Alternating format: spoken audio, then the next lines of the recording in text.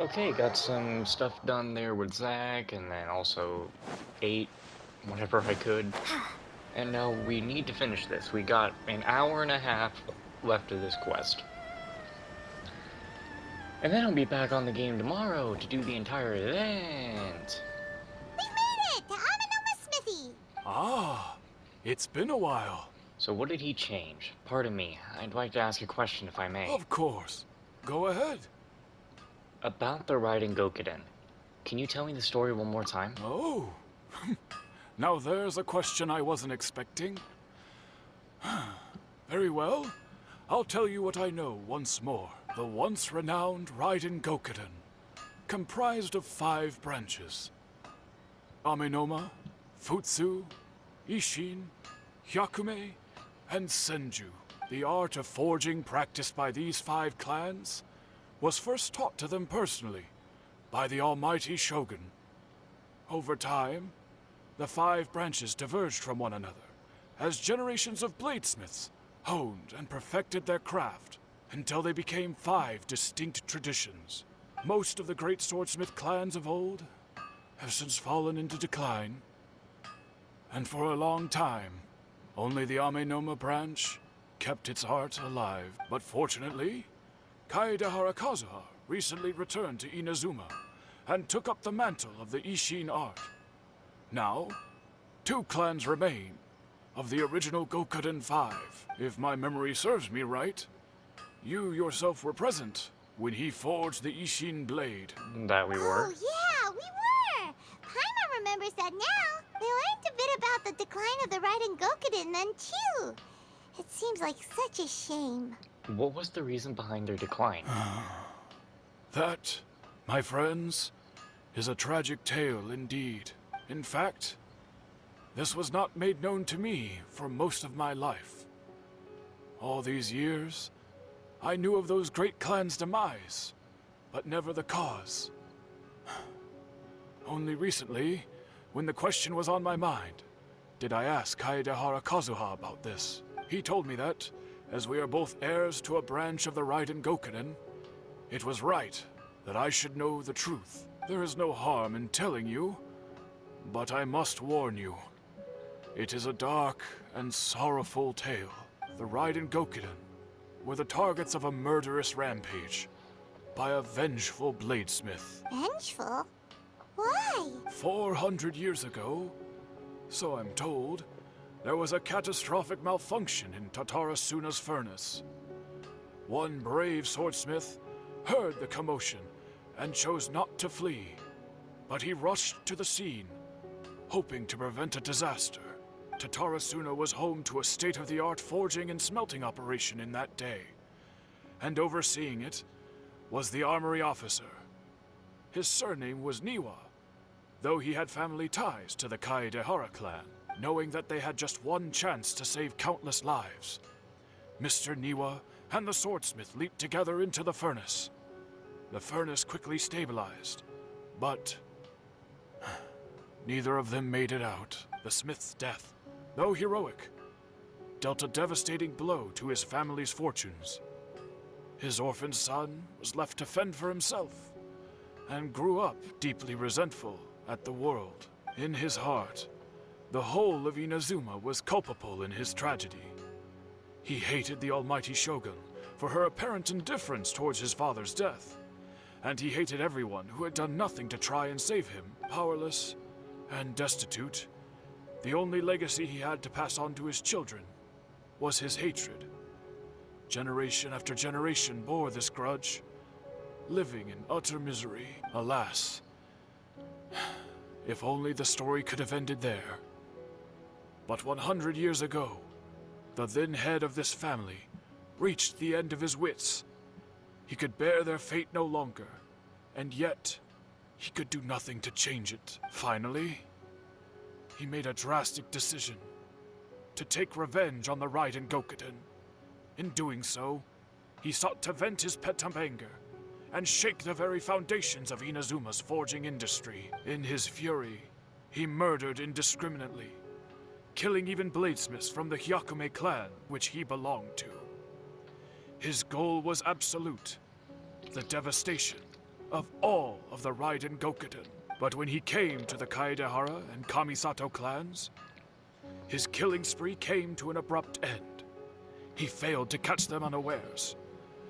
They fought back fiercely, and they did not spare his life. That is why the Kaedehara clan and their Ishin art survived that day. I suppose they were the lucky ones, under the dire circumstances. The legend of the Raiden Gokuden has changed. Someone else attacked the swordsmiths. It looks like the Balladeer did something in Irminsul, but it seems Neela still died. Was there anything else you wanted to ask? Have you seen Kazuha recently? Kazuha? Why, yes. Just yesterday, in fact. We spoke for a while over some tea. He seemed well. Phew, so he still exists. And he's the same Kazuha I know. Things don't seem as bad as I feared last night. That's all. Thank you very much. My pleasure. Don't tell Paimon. There are other places you want to visit too, right? Your expression says it all. You can't hide anything from Paimon. On to the next stop. Lead the way, traveler. Paimon will be right behind you.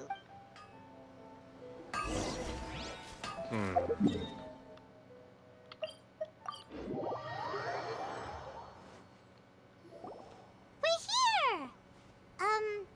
This is the Yashiro Commission's headquarters, so... Traveler, it's been a while. Hello. If you're looking for the Commissioner and Miss Kamisato, I'm afraid your timing is unfortunate. They're not here right now. Are they out on business? The Commissioner is out on business, and Miss Kamisato is standing in for some meetings in the Commissioner's place. If it's urgent, you're welcome to wait inside until they get back. What do you think? Shall we go in? Thank you. We'll take you up on that offer. Can we take a walk in the courtyard? If it were anyone else, I couldn't allow it. But seeing as you're so close with the Commissioner and Miss Kamisato, I think it should be okay. We'll be heading in then. Thanks! Hello, dears. Is there something you want to say?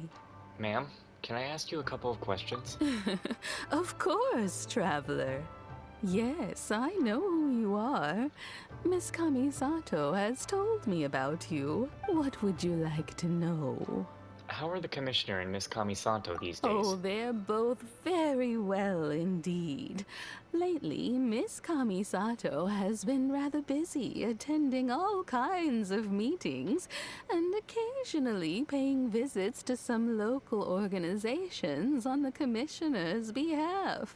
As for the Commissioner himself, well, you know, busy as ever. That much hasn't changed.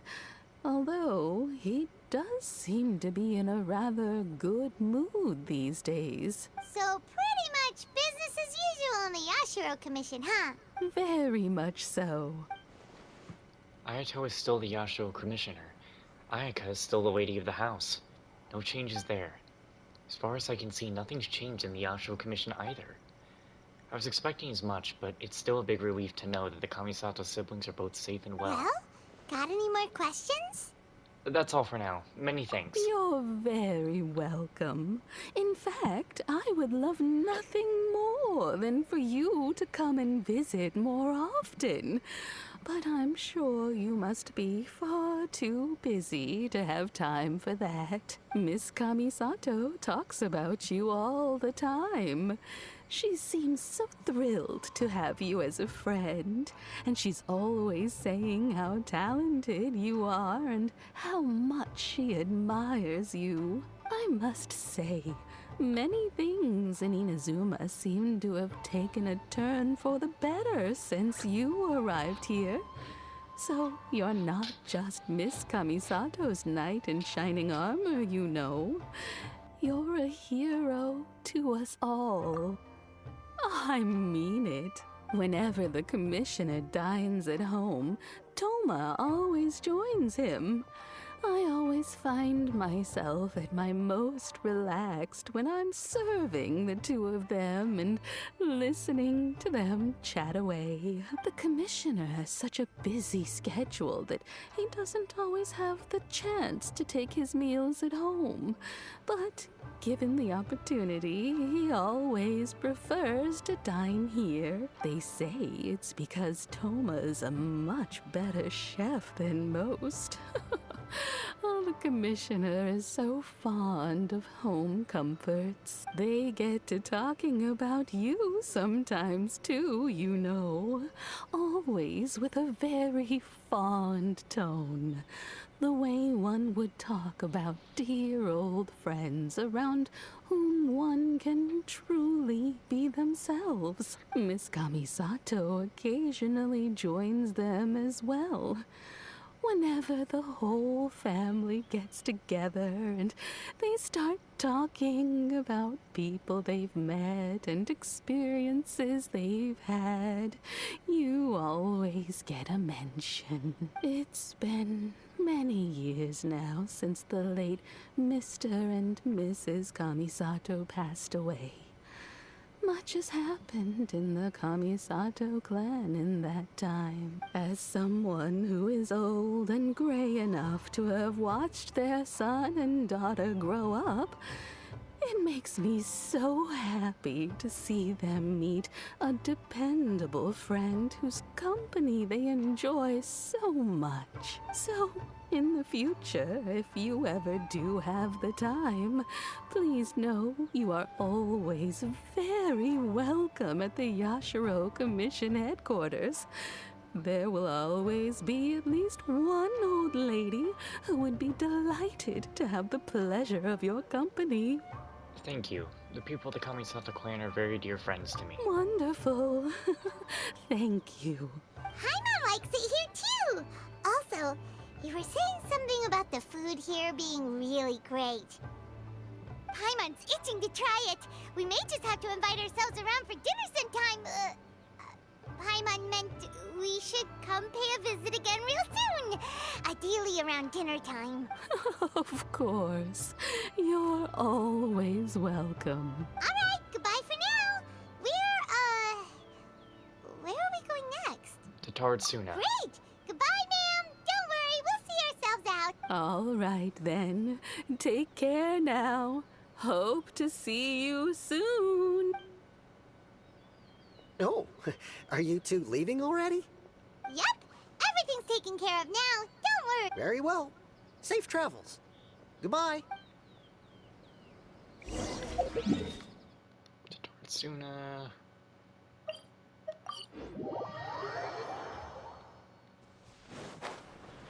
Ooh, I ain't been here in forever.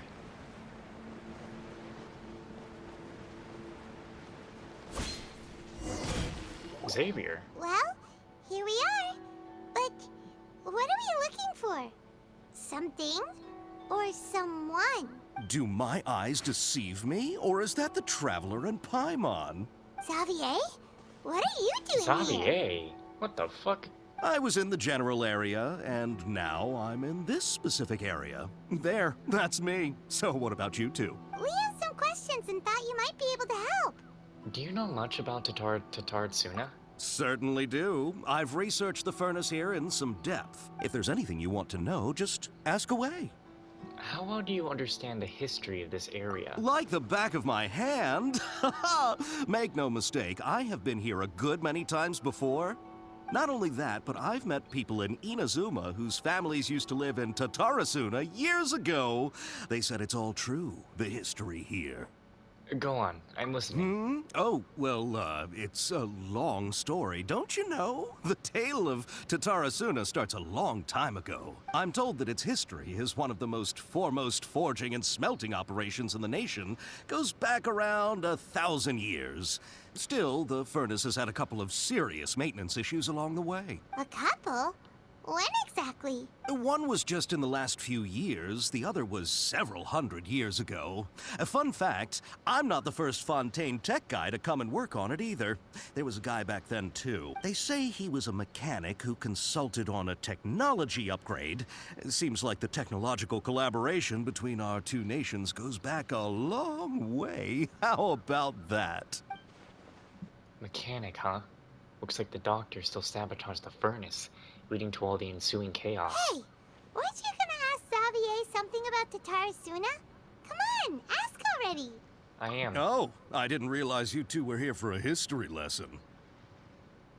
Me neither. Paimon doesn't know what's gotten into this one today. Feels like we've been preparing for a history exam or something. What brought this on? Did you just wake up today with a sudden burning desire for historical knowledge? Pretty much. So, can I ask one more question? Sure, go ahead. Have you ever heard of I forgot how they said it, Kabuki Mono connected to Tarasuna? A kabuki mono? No, I can't say that I have. I do know the word, Inazuman for those eccentric types who always go around dressed to the nines. Just the sort of person that I'd like to meet, actually. But sadly, I've never had the pleasure, nor have I come across anything to do with a kabuki mono where Tatarasuna is concerned.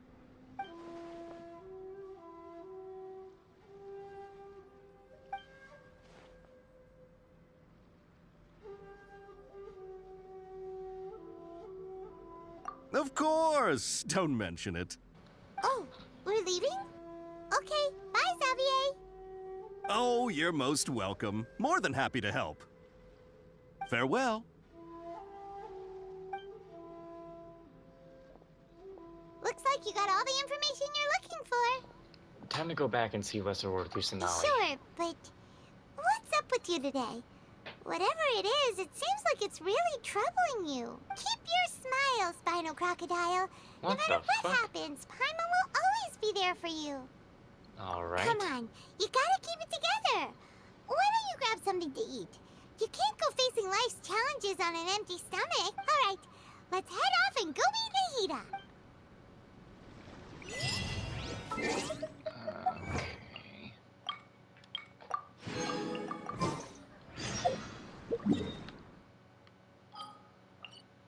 I swear, we go back in here and the history is that stupid hat guy is supposed to be our friend now. I'm like, nah.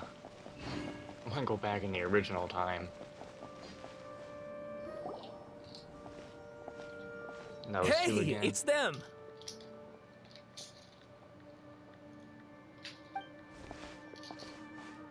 Akaba, Sawada, you're still here? Are you still talking about the essay? Indeed we are. If you have a moment, we'd love for you to join us once more. We have time. What do you want to talk to us about? It's the same topic we discussed last time. Obviously. Still looking for more info about Tatarasuna, huh? Should we join them?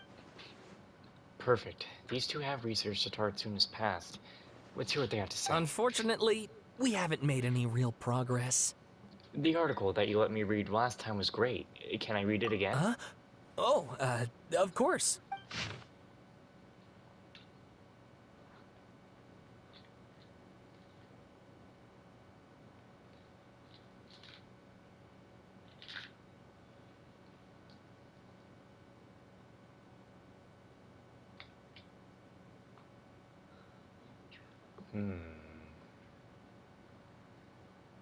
Oh my god, they just put it all in yellow of what changed.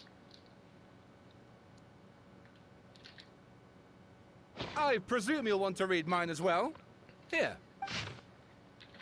So if it's the same, just need to stop right on the yellow stuff for a moment for people to pause and read.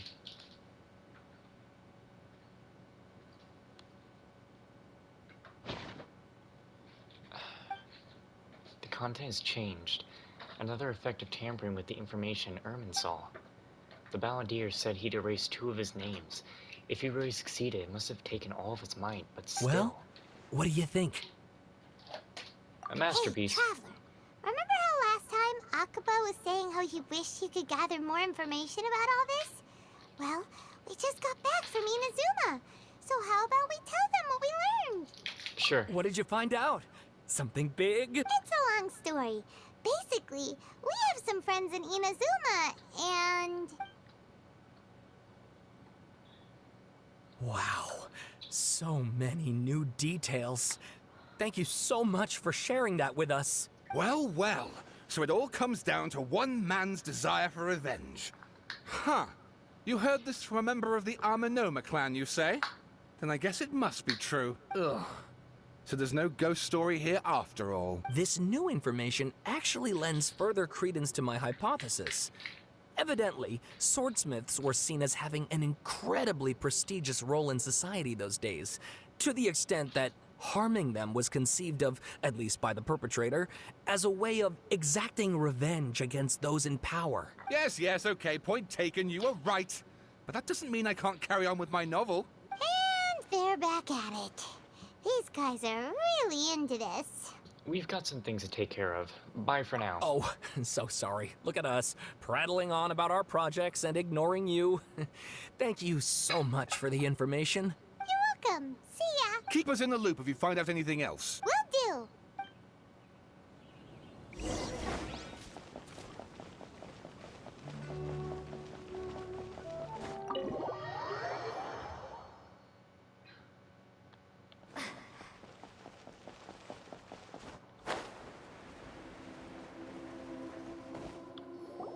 Nahida, we're here! Traveler, Paimon, how have you been? Ugh, where to start? Paimon hasn't had a moment's rest this whole time. That night, we ended up chatting and chatting until suddenly the sun was up. And then she decided she wanted to go to Inazuma. I was investigating the situation with the Balladeer. Balladeer?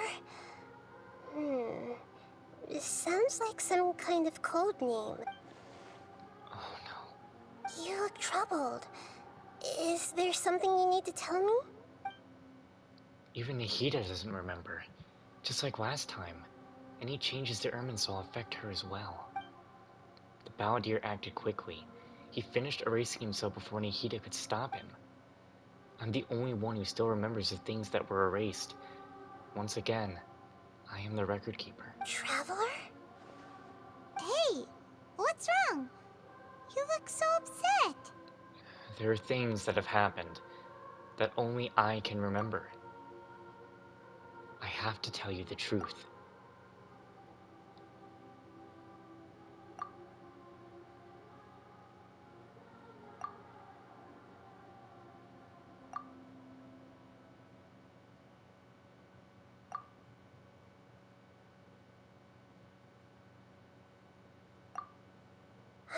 That's quite a story. I mean, these are really wise he made himself as well. So, this puppet known as the Balladeer erased himself from Irminsul, hoping that he could change the past. But how was he even able to do that? As the Traveler said, he very nearly became Sumeru's deity. Admittedly, I remember it a little differently. I don't recall finding anyone inside the machine after we defeated it. Yeah, how did that whole situation go down? Nevertheless, it does make sense.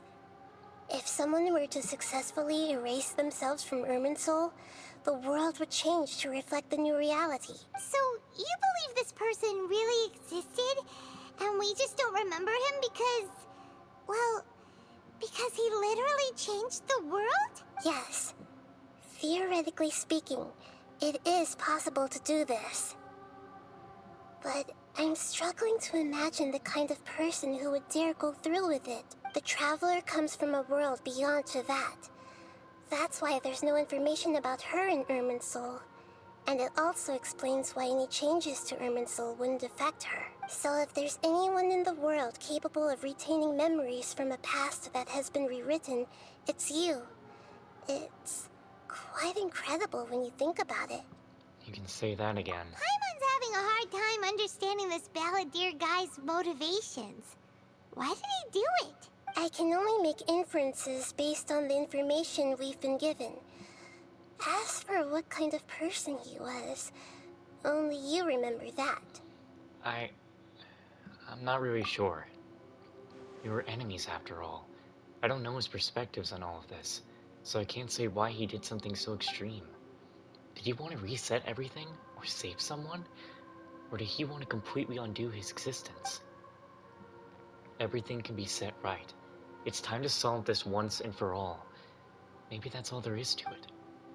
I still remember the question he asked. He asked me, specifically, and my hesitation gave him his answer. I hesitated because I witnessed Greater Lord Rukkhadevata erase her own existence, but I can't tell Nahida that. To put it another way, I know why the Balladeer was so sure it could work, but I can't tell them that. Something else worrying you? Something that you can't share? I just feel empty. It couldn't change the fate of the ones who had died, right? Yes, Once the Balladeer realized he hadn't been betrayed after all, it must have completely changed his view of the people of Tatarasuna. Now he saw them as friends again. He couldn't keep hating humans after that. And if he thought there was a chance he could save his old friends, it would be hard not to try. The story makes sense. Every part of it. The Balladeer tried to achieve godhood with the doctor's help. He was unsuccessful, but retained the power to connect with Irminsul. That power then enabled him to change what was recorded in Irminsul and erase himself, even though he didn't have much strength left. Yeah, it does make sense, but it still ended in tragedy for his friends. It just feels so hopeless. He gave everything to do this, but it seems like he got nothing in return. yeah, he changed the world in many ways, and yet the dead still didn't get a second chance. Those fated to a tragic end could not be saved. What exactly did he want to fight back against? The betrayals in his wife? Or did he wish he never existed at all? Please wait a moment. I want to check something. Found it. This should be the one. It turns out that I have a strange way of confirming everything she has told us. What is it? A record from a personal collection. It was tucked away in a corner. You should take a look.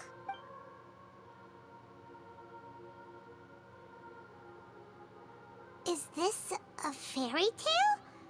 Who wrote it? This matches everything I said. I authored this record myself. Huh? You wrote a fairy tale that somehow has something to do with the Balladeer? When combined with the Traveler's narrative, it's clear that this story is an allegory. Everything in it is a symbol for something else. Hold on.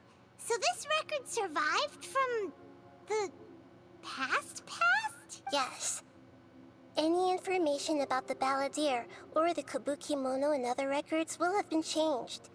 But I wrote this story in a way that means it was left intact. Changing the information in Irminsul changes to that. But Irminsul can't change information that was well hidden in advance.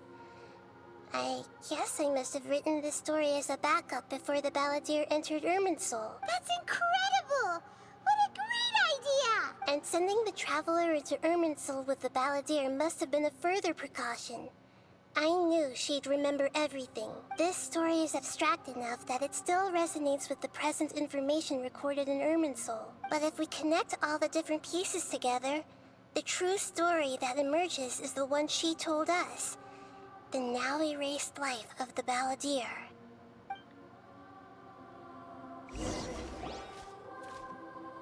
There was once a lone monster draped in fox fur. The monster found a family of foxes, joined them, and they became friends. The monster lived with the family day and night, and everyone treated it as one of their own. Once in a while, the monster would take off its fox fur at night and lament to itself as it gazed at its reflection in the water. I am a monstrosity, yet they are too foolish to see it. I pity them. But the monster soon found solace when another came to live among the foxes who was not their kin.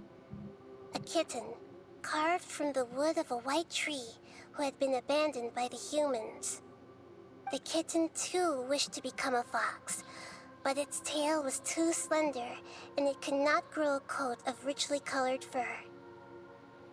Yet when the other foxes saw this, they spoke words of comfort to the kitten. Even without a tail and fur like ours, you are still one of us. Furious at this happy resolution, the monster lit a fire on the mountain. The terrified animals panicked as the fire spread. What? The only way to extinguish the flames was to make a sacrifice. What? A gray fox stood up and addressed the monster. It said, "You are the cleverest among us. Surely you can help us find a way to solve this." You... What the fuck? The monster smiled, led the fox toward the fire, and murdered it. Correct, this is the The doctor. gray Okay. fox's heart was turned into a beautiful drop of water, clear, spotless, and pure. Okay, right. This is the doctor. It's not... Alright. So the monster is the doctor, and the cat was Scaradouche. Okay. Let's continue this in the next part. 'Cause every night I will save your life.